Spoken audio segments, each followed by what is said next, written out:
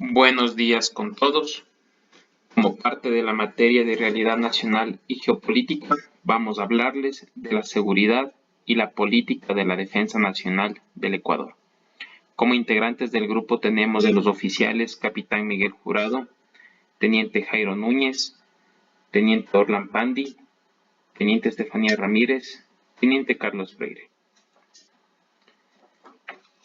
Para hablar de la seguridad y la política de la defensa nacional, primero debemos entender qué es la seguridad. Y esta, etimológicamente, parte del latín securitas, que significa la ausencia de peligro, riesgo o amenaza. Asimismo, también proviene del latín sinecura, que significa sin preocupación. Existen diversos y amplios campos dentro de la seguridad, aproximadamente 30 campos. Nos enfocaremos brevemente en la seguridad nacional, donde abordar temas como el plan sectorial, el plan estratégico o el plan nacional de seguridad integral es muy fundamental.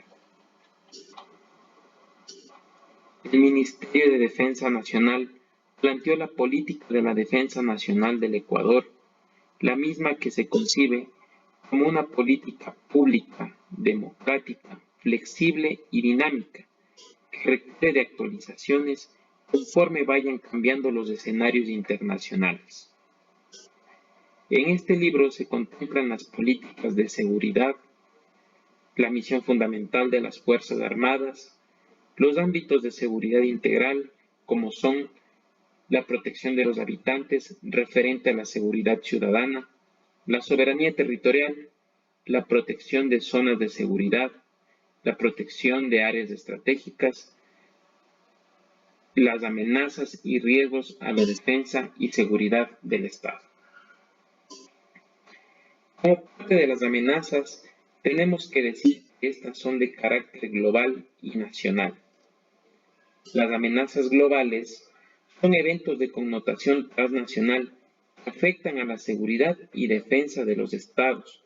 Es por esto que las amenazas globales son el terrorismo, el narcotráfico, el crimen organizado, los ciberataques, la explotación ilegal de recursos nacionales, la delincuencia organizada y transnacional.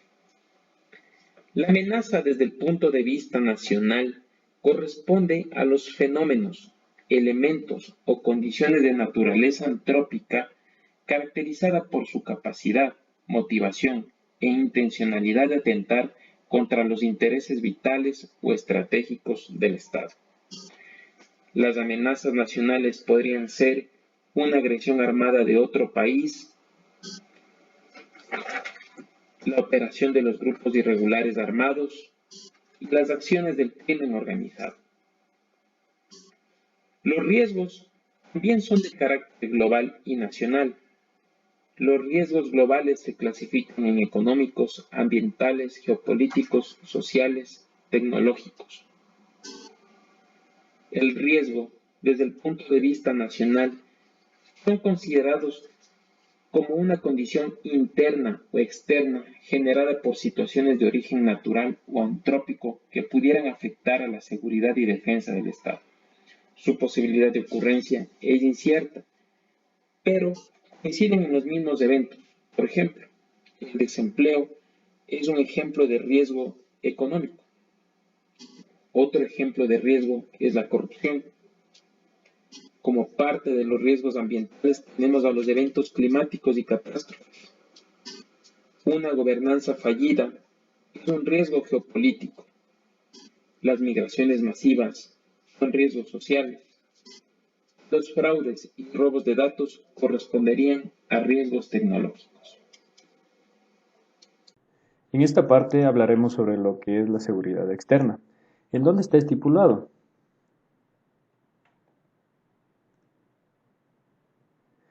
En el marco legal podemos ver que en la Constitución de la República del Ecuador del 2008 está estipulado en el artículo 158, en su inciso segundo establece: las Fuerzas Armadas tienen como misión fundamental la defensa de la soberanía y la integridad territorial.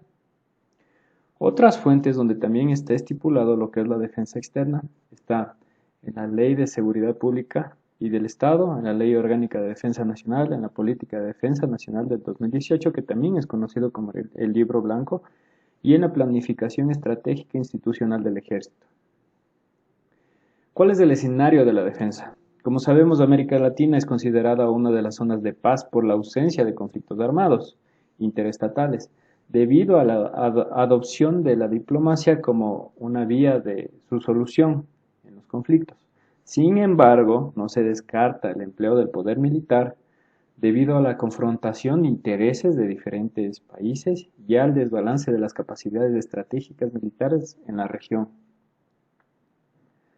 Para esto, las Fuerzas Armadas siempre toman una actitud estratégica en la cual siempre está a la defensiva, fundamentada en la prevención y en la alerta temprana, porque considera el empleo de la fuerza militar en caso de una inminente amenaza externa que ponga en riesgo la integridad de los ciudadanos, del territorio, de los intereses estratégicos y vitales del Estado. Para esto, las Fuerzas Armadas ejercen un control continuo mediante patrullajes en todo el territorio nacional. Como podemos ver, las misiones de las Fuerzas Armadas en tiempo de paz, en tiempo de conflicto y en tiempo de guerra. Tiempo de paz tiene estas misiones: apoyar al desarrollo nacional en el ámbito de la defensa, apoyar a las instituciones del Estado y contribuir a la paz regional y mundial. Y también siempre tiene presente lo que es defender la soberanía e integridad territorial. Pero cuando estamos en tiempo de guerra, como ustedes pueden ver, las Fuerzas Armadas solo se dedicarían a defender la soberanía e integridad territorial. Eso es lo que ejecutaría en caso de ser necesario. Ahora, ¿cuál es la planificación para la defensa externa? Para esto, el Comando Conjunto de las Fuerzas Armadas ha dividido el territorio nacional en zonas de defensa. ¿Por qué dividieron? Con el propósito de que ejerzan un control efectivo del territorio nacional, optimicen los medios disponibles, tomando en consideración los riesgos y amenazas y también las vías de acceso. Por eso han dividido en 4 zonas de defensa. ¿Para qué? Para poder defender el espacio terrestre, marítimo, aéreo, espacial y también ahora el ciberespacio. Para lo cual, las Fuerzas Armadas, en caso de ser necesario, han tomado la decisión de coordinar acciones unificadas. ¿Cuáles son las acciones unificadas? Es que las Fuerzas Armadas trabajarían en conjunto con las instituciones no estatales, con las organizaciones interestatales, con el sector privado y otros, y con instituciones del Estado. ¿Para qué? Para planificar, coordinar, sincronizar e integrar para ejecutar las operaciones militares en caso de lo que es de ser necesario en la defensa externa. Seguridad interna. El sistema y los órganos de seguridad están constituidos por la Presidencia de la República, el Consejo de Seguridad Pública y del Estado, el Ministerio Coordinador de Seguridad. Los organismos de control son las funciones legislativo, judicial, control y transparencia social, y los órganos permanentes de coordinación, apoyo técnico y asesoría son la Secretaría de Inteligencia y la Dirección Nacional de Movilización. Los organismos ejecutores de este sistema son los ministerios, que al final hablaremos de cada uno de ellos y las misiones que cumplen, como son el Ministerio de Defensa, el Ministerio de Relaciones Exteriores y Movilidad Humana, el Ministerio del Interior, el Ministerio de Justicia y todas las entidades públicas y privadas nacionales y regionales del Estado. Primero entenderemos qué es seguridad interna. Son todas las acciones que ejecuta el Estado con el propósito de crear las condiciones favorables para dar estabilidad al poder constituido, preservar la ley y el orden y proteger a los objetivos nacionales de la acción negativa de los antagonismos y presiones de orden interno. Según la Asamblea General de las Naciones Unidas, la seguridad es un estado psicológico, una percepción de estar libres de amenazas, peligros o riesgos. La seguridad es una aspiración del hombre y de la sociedad para poder desarrollarse en un ambiente de paz, tranquilidad, armonía con sus semejantes y con la naturaleza. Las amenazas y riesgos que afectan a la seguridad interna del Ecuador son los grupos armados organizados GAOs de Colombia, el narcotráfico, el tráfico ilegal de armas, munición y explosivos, el tráfico ilegal de hidrocarburos, la minería ilegal, la delincuencia común y organizada y los delitos en espacios acuáticos. Las entidades que se encargan del control de todas estas amenazas y riesgos son el Ministerio Coordinador de Seguridad, que es la institución rectora del sector y por lo tanto tiene la competencia de coordinar, elaborar, controlar, evaluar y dar seguimiento de las políticas, planes y programas de seguridad integral en sus instituciones coordinadas. El Ministerio de Defensa Nacional diseña y emite políticas para la defensa nacional, administra las Fuerzas Armadas y ejecuta planes y programas y proyectos en el ámbito de su competencia, así como de apoyar al desarrollo nacional.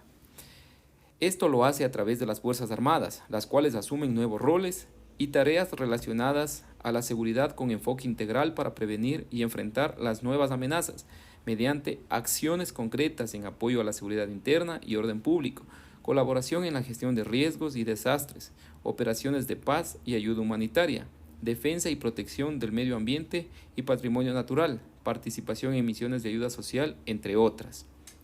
El Ministerio de Relaciones Exteriores y Movilidad Humana, en su calidad de representante del Estado ecuatoriano ante los demás estados y organismos multilaterales e internacionales, tiene la responsabilidad y deber soberano de definir la política exterior orientada a garantizar la soberanía nacional y a contribuir al cumplimiento de los principios constitucionales del derecho internacional.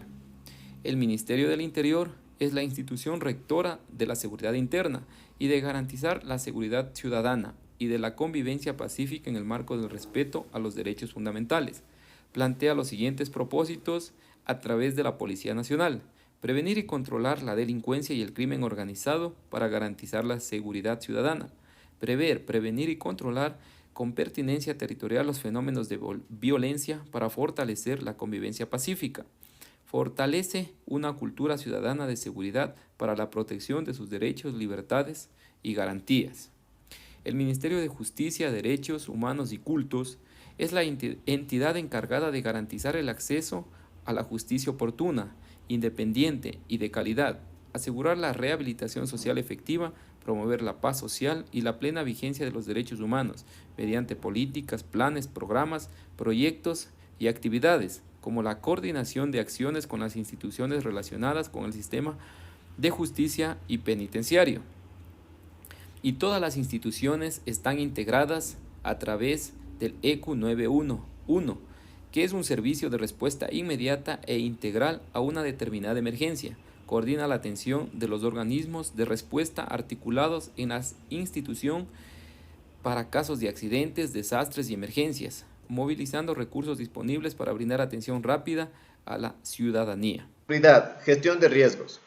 En Ecuador tenemos el Servicio Nacional de Gestión de Riesgos y Emergencias, cuyo objetivo principal es garantizar la protección de personas y colectividades de los efectos negativos de desastres de origen natural o antrópico, mediante la generación de políticas, estrategias y normas que promuevan capacidades orientadas a identificar, analizar, prevenir y mitigar riesgos para enfrentar y manejar eventos de desastre, así como para recuperar y reconstruir las condiciones sociales, económicas y ambientales afectadas por eventuales emergencias o desastres. El riesgo tiene dos variables: la amenaza natural, comprendida como fenómenos naturales con suficiente intensidad para causar daños en cierto espacio y tiempo; la vulnerabilidad, entendida como las condiciones resultantes de factores físicos, socioeconómicos y ambientales que aumentan la susceptibilidad de la comunidad a los impactos de las amenazas naturales y antrópicas. Nuestro país, por estar ubicado en el cinturón de fuego del Océano Pacífico, es muy proclive a sufrir amenazas naturales como terremotos de corta, mediana y gran intensidad y erupciones volcánicas. Por las frecuentes lluvias y fragilidad de suelos de la Amazonía y por la deficiente y antitécnica infraestructura construida en las cercanías de los ríos del oriente y de la costa, hay cierta propensión a sufrir deslizamientos de tierra e inundaciones. Por los fuertes inviernos y constante deforestación en laderas de las montañas de la cordillera de los Andes, tenemos el peligro de que ocurran grandes y pequeños deslaves de tierra. Y por el fenómeno del Niño, y las sequías, podemos afirmar que como país somos muy vulnerables. Las amenazas naturales han afectado significativamente a la economía y al desarrollo socioeconómico del Ecuador. Para confirmar esta opinión se va a exponer unos pocos ejemplos que se han dado en la historia reciente. El fenómeno del Niño en los años de 1982-1983 causó devastadores inundaciones que destruyeron caminos, puentes, carreteras y cultivos en la costa. El terremoto del Reventador de 1987 inhabilitó 20 kilómetros del oleoducto en la zona amazónica, por lo que durante 3 meses no se exportó petróleo y en otros 3 solo cantidades mínimas.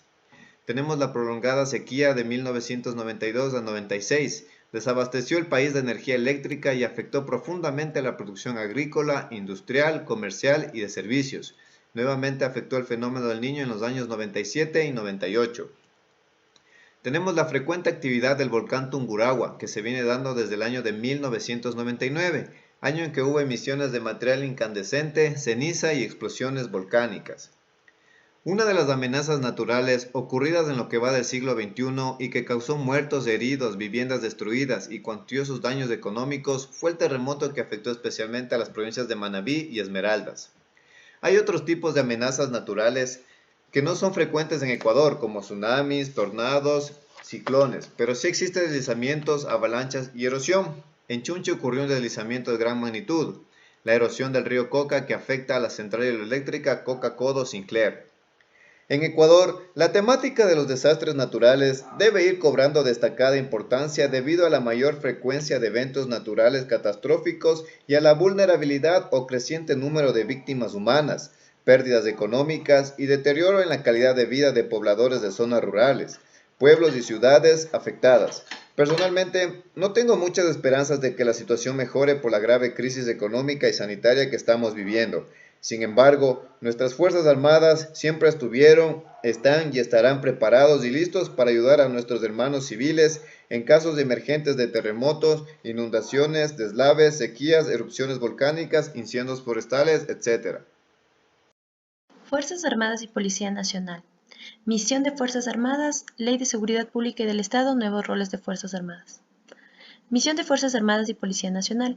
De acuerdo al artículo 158 de la Constitución, Fuerzas Armadas y Policía Nacional son instituciones de protección de derechos, libertades y garantías de los ciudadanos. Fuerzas Armadas tiene como misión fundamental la defensa de la soberanía y la integridad territorial, mientras que la protección interna y el mantenimiento del orden público son funciones privativas del Estado y responsabilidad de la Policía Nacional. En el artículo 163 se determina que la misión de la Policía Nacional es atender la seguridad ciudadana y el orden público, proteger el libre ejercicio de los derechos y la seguridad de las personas dentro del territorio nacional. En síntesis, la Constitución del 2008 establece que la protección interna y el mantenimiento del orden público son funciones privativas del Estado y responsabilidad de la Policía Nacional. Además, aclara que esta función de dar seguridad y garantizar el mantenimiento del orden público son funciones privativas y excluyentes del Estado, pero delegada a Policía Nacional. Se comprende que los servidores policiales se deben al Estado y no al gobierno en turno.